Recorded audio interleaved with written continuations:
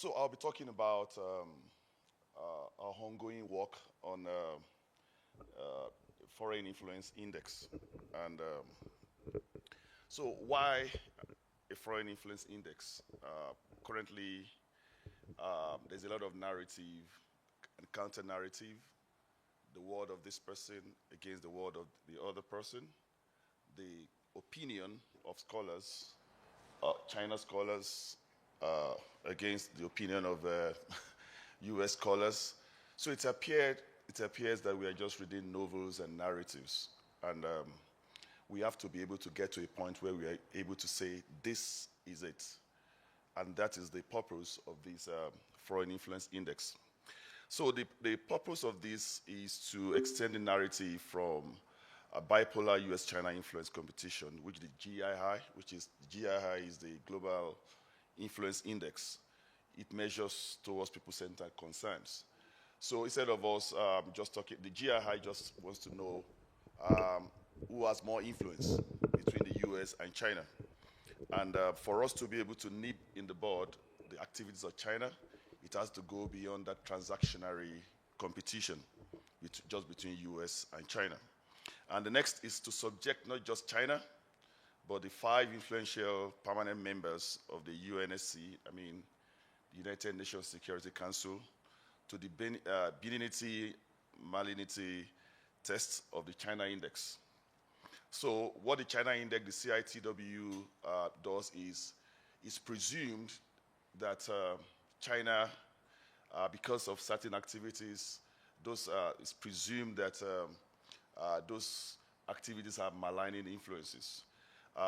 We have not tested the other participants, and so we want to go into this with some objectivity, such that we know those who are very influential in the UN out of the 195 or so countries, and that comprise the 5 permanent members who are able to decide, who have almost the most influential, who take the most influential decisions about people's lives. We saw one that just happened. Just one of them determined how things are going to look like in Gaza 3 days ago. So now it's also to create a level playing ground for the UNSC 5 by adopting the WJP rule of law indicators to test the benign, malign potentials of the 5 countries on the rest of the world. And then finally, to then weigh their quantity of influence alongside the quality of their influence on other countries. So we want to start with these 5. If we are able to do that over time, then we can start talking about other influential countries like Turkey, UAE, India, and so on and so forth. So as this shows, so the China Index, that why we're gathered, is the purpose is to know the PRC's malign influence, and that is what the Foreign Influence Index that we are espousing. It's going to achieve that purpose. And on the other side is the Global Influence Index. It's concerned with just the PRC US expansionist competition. So we are on this longitudinal side where we are now looking at the benign and malign influence of the UNSC 5. So that's how all the 3 work together. They give us some level of perspective. But this is going to give us a perspective where we are able to say, when you see our governor, when you see your president shaking, Putin shaking the president of China or Macron, you can measure and say, this is the amount of danger that we are exposed to. You can measure, you can see it categorically. Now, so instead of talking about China and all of that, we want to talk about the people-centered issues. So we want to talk about human rights. We want to be able to say, how can China or any of the 5 affect your life? In terms of fundamental human rights. So we are measuring this, not just how China is, whether there is a Confucius Institute and all of that. The locals in the country and all the narratives we have are not concerned about those. They are concerned about what we are able to tell the people is, hey, um, this country is going to make you lose your right to life and security and all of that, open government and all of that. So these are the 8 legs that we are working on to, first of all, measure the quantity or the quantum of the influence of these 5 on each country, beginning with Nigeria. So we did a test for Nigeria. So there are 3 aspects. The first is measuring the bandwidth. So we want to know which of the 5 permanent members of the UNSC has the highest aggregate influence on a country. So that two indexes already do that for us. China Index does that. Global Influence Index does that. But they do one does just for China, the other does just for the US and China. Now, and it looks like it's just the 2. And so we want to appear objective. Now, talking about the balance, we're saying how balanced is the aggregate influence on my country? You're going to ask how balanced. I'm going to show you that shortly. So we have 4 legs: economy, diplomacy, culture, and defense. We want to see, so it's the aggregation of the influences in these areas that make up the bandwidth. But we want to see how much of economic influence, how balanced is that influence. We have some statistical results from correlation between how balanced influence is and how benign or malign the influence can be. So finally, each person, each individual in every country is able to know, to determine and to say 40%, 30%, 20%, 80%. They are able to say it without equivocation. Now, this is an example of what we got, and you'll see that that's for 2023 figures. So on the far right, you'll see the summary of everything foreign influence. You'll see that China, in blue, has the highest, this is with respect to Nigeria, has the highest influence, 32, then over 100, and then goes USA, 24, UK, France, and Russia as the least influence in Nigeria as a case study. And then you see how this thing goes. You see that China is leading in every leg of with respect to Nigeria. It may not be that way for your country when we measure it. Now, so this way now, I'm able to, so this is the first leg. This is just similar to what you will have seen with any of the existing indexes. It's just, the only difference is that there are 3 additional countries. Now, talking about the balance of the influence, you'll see even though China leads in terms of the quantum, you'll see that when you look at the economic defense of security, diplomatic, and cultural, I'm sorry, I don't have time to break down each of these 4. There are other sub-indicators that helped us to determine this, at least in the short run. Now, if you look at the UK's influences, you discover that they are they are closer. So you see that they are closer than the way, look at China, they are far apart. I mean, the scores in each of the legs, they are far apart. So UK, for instance, has a greater, more balanced combination of its influences. And China has the most disproportionate combination of influences. Yet there's also a very good information about your country. You see here that Nigeria is, all these countries have the closest levels of influence on Nigeria's defense. It appears that that's where the gap is very close. It's like what they want to control. This is intelligence now, saying what is at stake in Nigeria, what everyone is competing for appears to be our security. You see that there's a wide gap between China, for instance, and Russia in terms of economy, but it's not that way. It's not as big as that when it comes to defense or maybe diplomacy. Now, so we see, so this is the way it looks like now. I've been able to reverse it to be able to score it and be on the scale. So we have normalized the scores now. So 0 is the least balanced influence, and 10 is the most balanced influence. You see UK coming up here as the most balanced. That means there is no so much desperation to exert economic influence. It's just, it appears a little normal. So we have seen correlation between how balanced a country's influence is and their benignity, how benign their influence can be. I think this is it the last now? Also, you see here now, we have reached where we are able to now measure finally. Sorry, if you need that after when I take the questions, I can show you the sheets and some of the calculations on the figures. Now, so here now we are able to say the benignity of your influence when between 0 and 0.49, it's a malign influence. The lower it is, the more malign that the influence of that country is. When you scored 0.5 exactly, you have a neutral influence. For instance, with Nigeria, and 0.51 and to 1 is a benign influence. So it's so easy to see without us talking so much and talking so much that China and Russia, they are less than 0.50 from our calculations. So they have clearly, we can say boldly, that they have a malign influence on Nigeria, and the UK are quite benign, yeah. So it might be different for your country when our report is released. All right, thank you. I might take questions.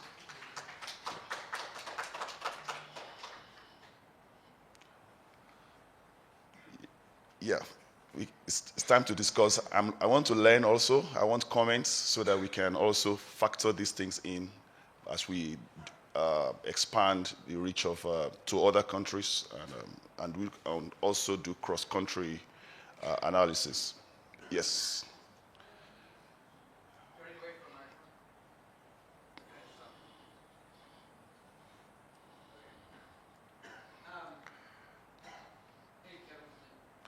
Yeah.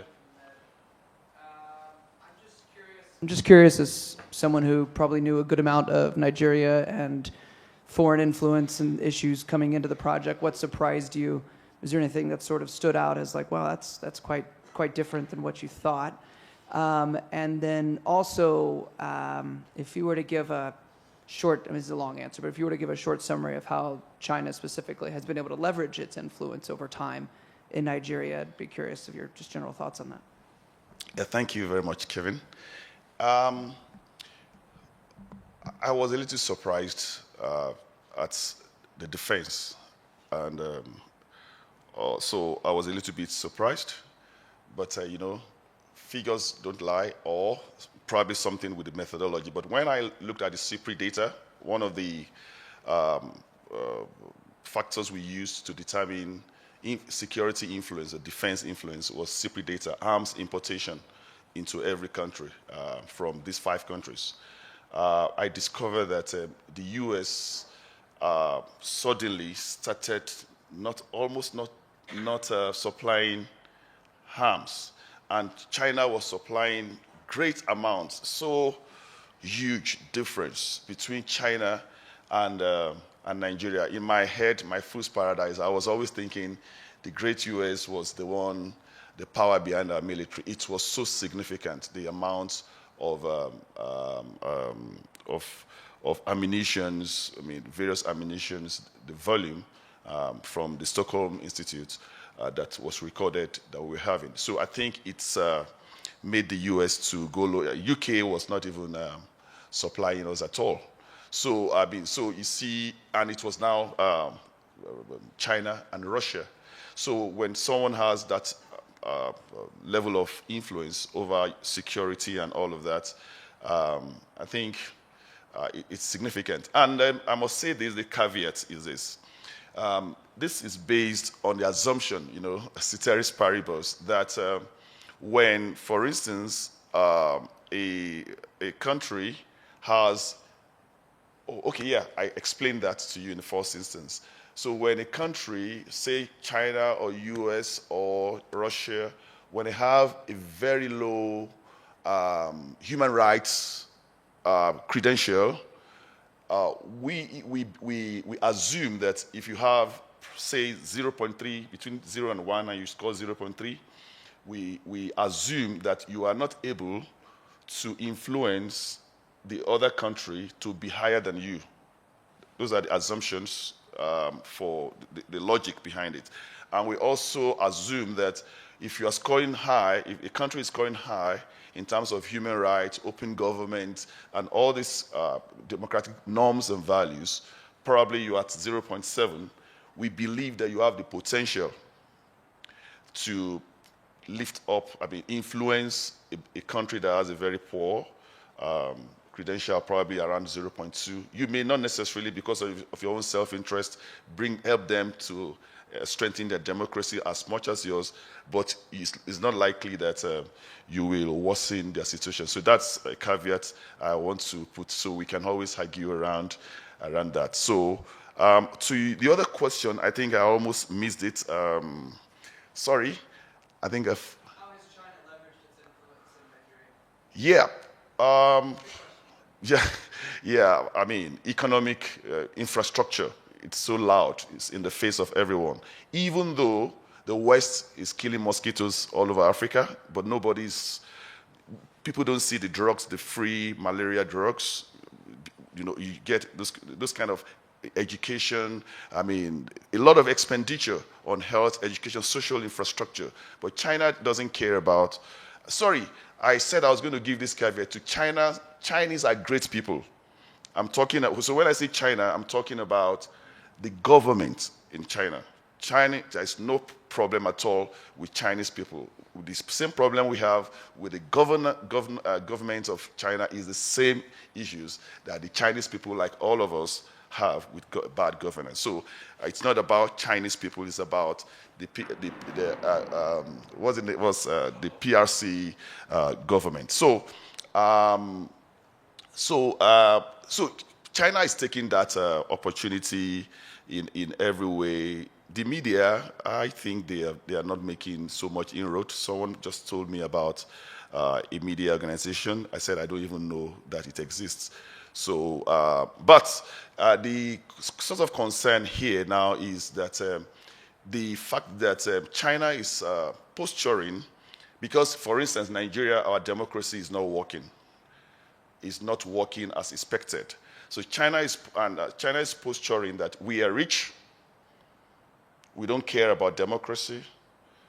Democracy doesn't work. Elections, 4-year cycles don't work. People don't have time to plan and do real work. So you need a strong leader like Putin. You need a strong leader like Jinping. So there is this sentiment around people. I believe are informed that we may need a dictator.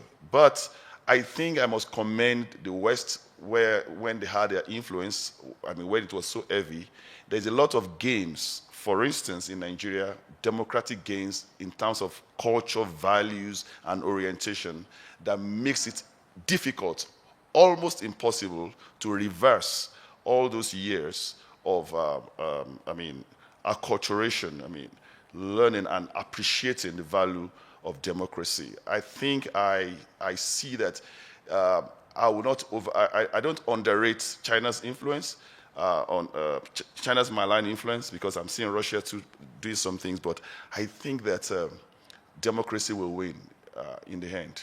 I believe so. Thank you. Yeah. Can you hear me?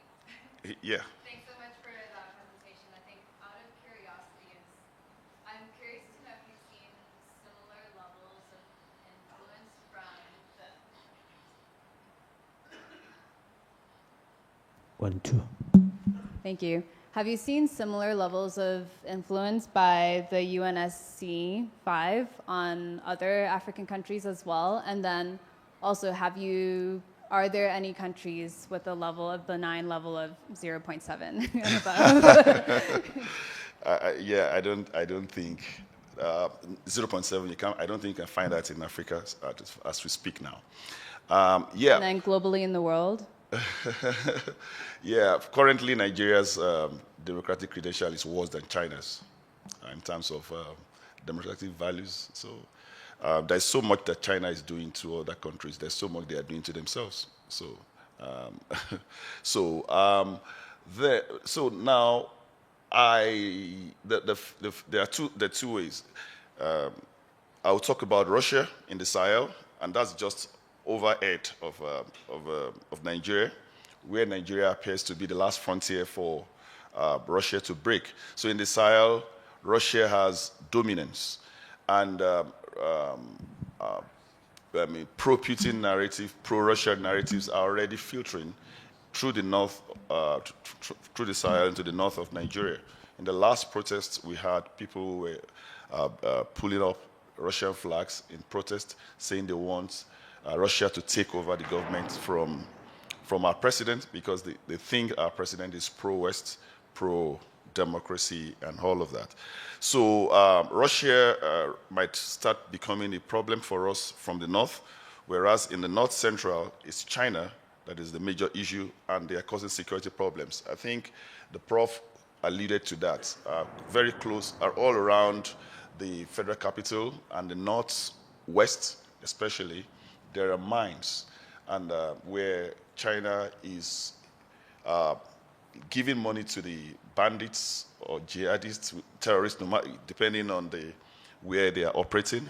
So what happens is that they are worsening the security situation, because when you fund them, they're able to get more ammunitions. They are they stand to be more viable forces, and more formidable to be able to withstand the forces, the army. So that is actually complicating issues for us. Besides the fact that most of their mining activities are either illegal or they're actually spoiling the environment, but the security concern is also there. So combining Russia's disinformation of the mostly uninformed people, there's low educational literacy rates in the north of Nigeria. So that disinformation is everywhere there, and combined with what Russia is doing, destroying from within, and then Russia is coming from without. I pray we are able to withstand all of that. Yeah.